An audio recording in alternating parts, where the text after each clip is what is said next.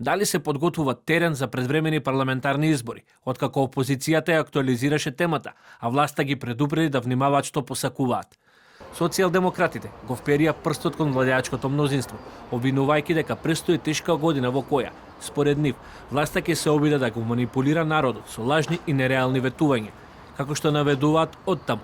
Вистинските намери на власта ќе станат јасни веднаш по завршување на изборите, кои социјалдемократите ги најавуваат. Зошто 2026 година ќе биде тешка по изборите се ќе излеза на виделина, тогаш проблемите ќе се решаваат со уште поголем проблем мигранти. Веќе гледаме дека и со се уште мал број мигранти, власта на ВМРО знам не е способна да обезбеди соодветна безбедност за граѓаните. Да се потсетиме само на неодамнешното демолирање на кампот за мигранти во Табановци или тепачката за Нова година на плоштадот во Скопје. Тука сме каде што сме изолирани како црна дупка, вратите на Европа повеќе не се отвараат. Премиерот Мицкоски на новинарско прашање кусо одговори дека треба да се внимава што се посакува, бидејќи според него често пати желбите можат и да се остварат. Па јас не сум го слушнал тоа, дали спомнуваат, но понекогаш човек треба да внимава што посакува, може и да му се оствари.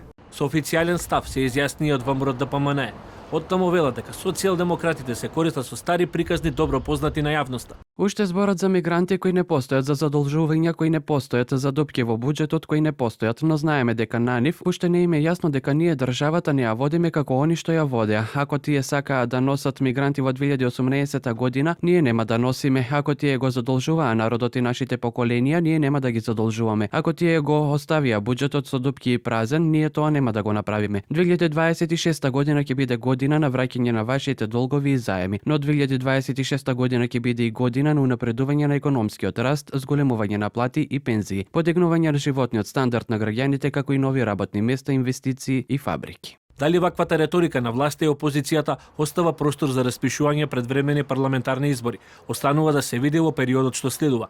Во меѓувреме, политичките обвинувања ја засилуваат конфронтацијската реторика меѓу двете најголеми политички партии во услови кога цените на електричната енергија и здравствените услуги растат, а платите стагнираат.